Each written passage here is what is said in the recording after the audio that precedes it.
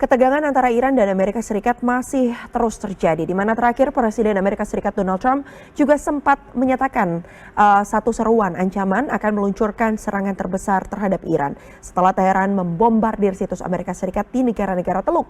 Lalu apa artinya upaya damai ini akan semakin sulit tercapai dan apa implikasi dari sikap atau pernyataan yang dilakukan oleh Donald Trump? Kita akan bahas bersama dengan senior analis Indo-Pacific Strategic Intelligence, Fauzia Cempaka Timur. Selamat malam Mbak Cempaka, terima kasih sudah bergabung bersama kami.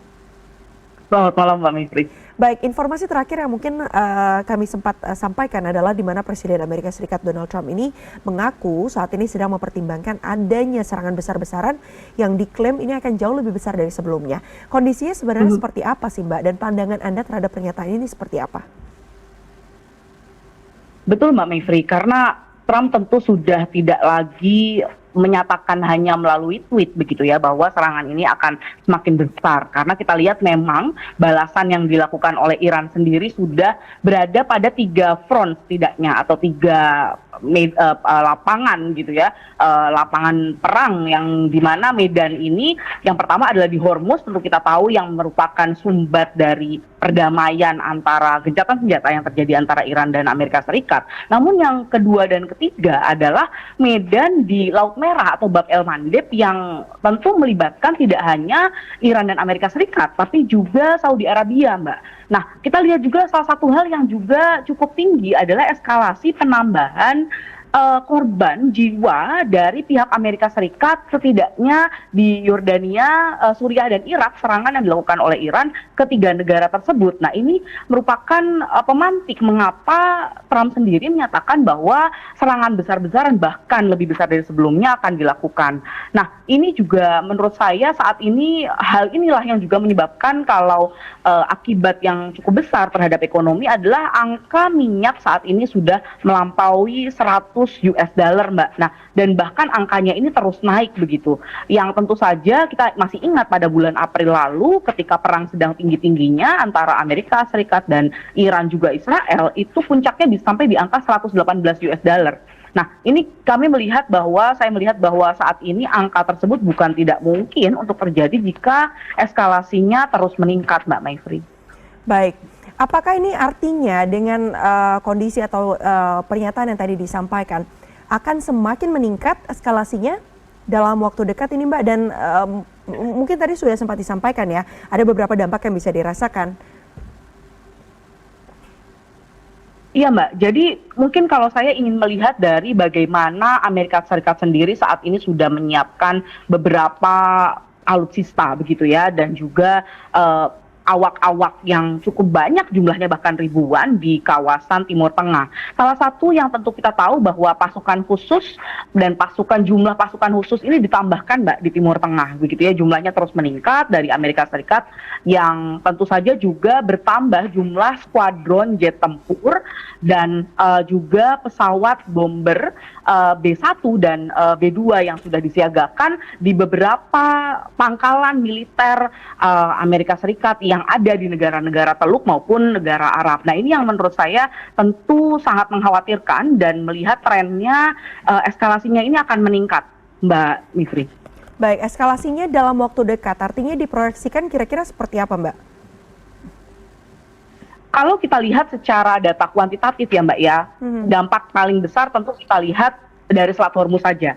Sejak tanggal 7 Juli di mana serangan gelombang pertama dilakukan oleh Amerika Serikat terhadap Iran yang waktu itu melakukan serangan awalnya untuk pada 3 kapal komersial yang melewati Selat Hormuz. Setidaknya dalam konteks ini kita lihat bagaimana traffic yang tidak hanya terjadi di Hormuz yang tentu saja karena di double blokade begitu ya, tertutup, tapi juga traffic di Bab el-Mandeb ini turun hingga 34%, Mbak.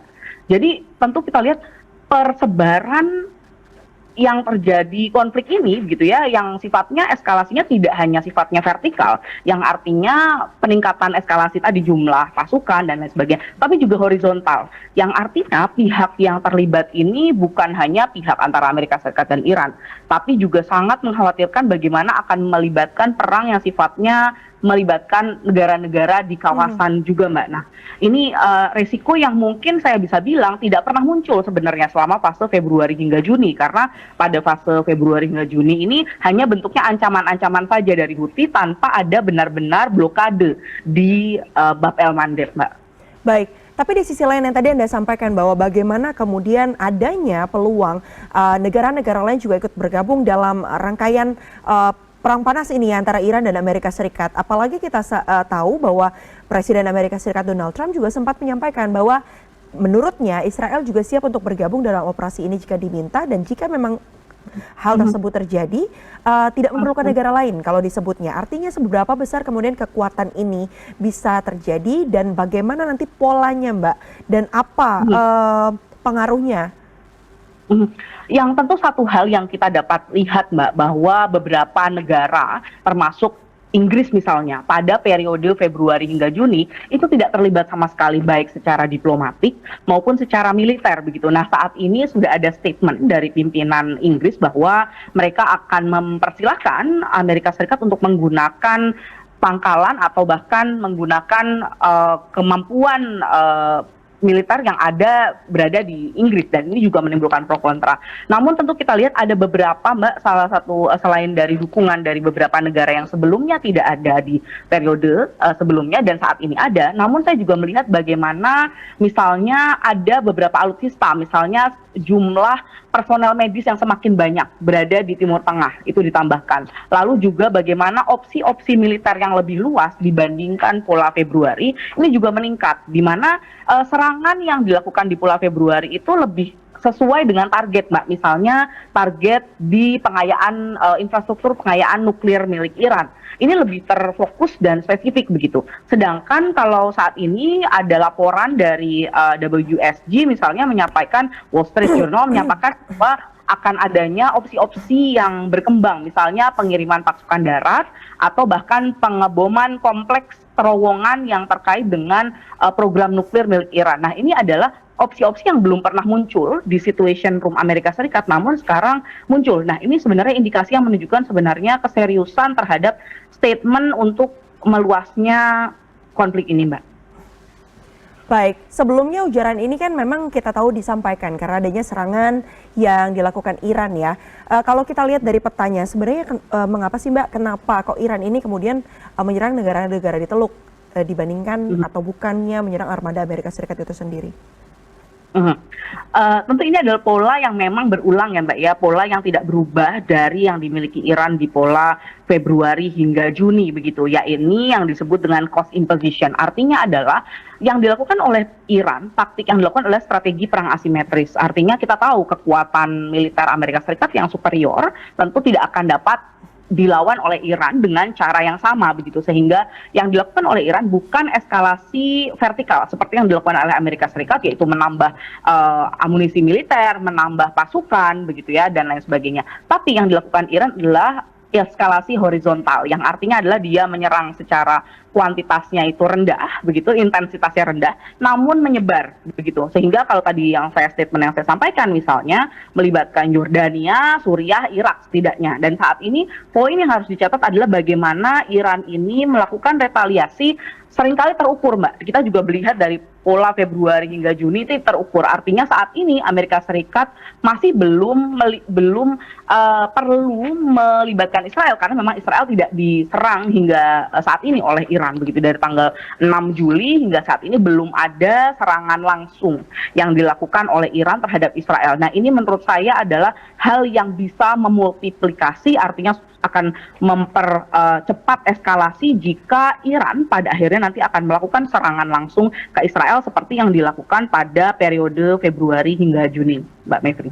Baik, artinya apa yang bisa kita tunggu dari kondisi yang saat ini terjadi, atau what can we expect gitu loh, Mbak, dari kondisi yang terjadi saat ini? Karena kalau kita harapkan tentunya ya upaya damai, peredaman dari tingginya ketegangan antara Iran dan Amerika Serikat kita harapkan bisa meredam begitu. Tapi artinya dengan kondisi yang terjadi saat ini, kondisinya itu seperti apa berarti, Mbak, yang bisa kita tunggu begitu kondisinya? Ya, Satu hal yang mungkin kita bisa lihat, upaya deeskalasi ini masih terus ada, Mbak, dari pihak-pihak yang menjadi mediator atau interlokutor begitu ya. Di antaranya misalnya Oman, Qatar, bahkan Pakistan sendiri masih terus untuk melakukan diskusi yang intensif begitu ya.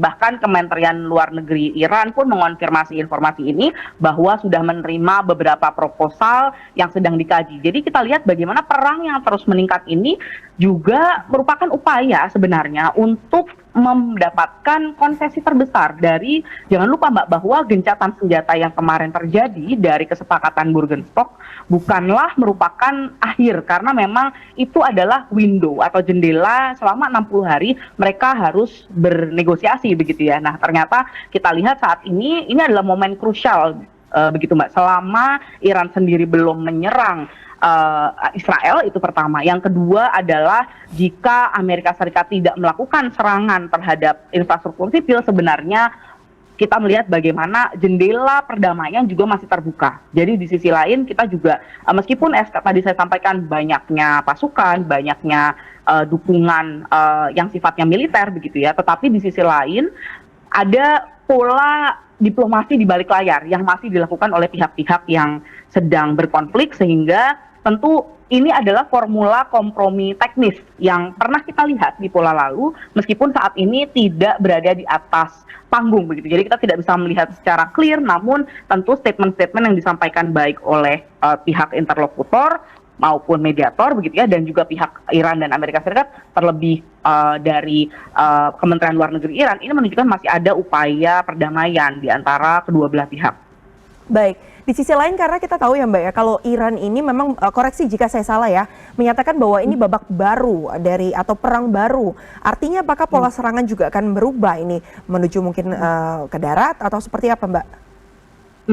Kalau kita lihat dari dua sisi ya Mbak, kalau lihat dari Amerika Serikat sendiri, tentu tadi saya sampaikan ada alutsista yang sepertinya memungkinkan untuk melakukan perang darat, karena dari salah satu misalnya pesawat bomber misalnya yang sebelumnya tidak ada, karena pesawat bomber ini saat ini direncanakan untuk berangkat dari Inggris, karena sebelumnya Inggris tidak menyetujui bahwa landasannya atau pangkalannya digunakan untuk Amerika Serikat begitu ya, berperang dengan Iran. Namun sekarang sudah menyetujui. Itu yang pertama. Dari sisi Iran sendiri, kita tahu bahwa Iran ini melakukan strategi mosaic deterrence gitu ya, strategi mozaik yang artinya satu-satunya cara untuk memenangkan perang ini bagi Iran adalah melakukan kejutan Mbak. Jadi elemen surprise, kita tentu tahu dari konteks Juni lalu misalnya atau Februari hingga Juni, salah satu banyak sekali misil serta rudal yang jangkauannya belum pernah dilihat begitu ya, dimiliki oleh Iran, namun ternyata Iran memilikinya begitu. Dan juga bahkan salah satu informasi di akhir Juni yang dari CIA sendiri yang menyatakan bahwa jumlah stok yang dimiliki oleh Iran ini ternyata masih sekitar 60%. Begitu, yang artinya ini dua jenis kejutan gitu ya yang disiapkan oleh Iran. Dan jika kita tahu Iran ini adalah menggunakan taktik asimetris, akan terus digunakan dalam pola-pola serangan yang dilakukan oleh Iran. Baik, kita lihat nanti bagaimana kemudian perkembangan ke depannya. Terima kasih banyak atas diskusi yang telah disampaikan kepada Mbak Fauzia Cempaka Timur yang merupakan senior analis Indo-Pacific Strategic Intelligence, sudah bergabung bersama kami. Selamat malam Mbak Cempaka. Selamat malam Mbak Maifri.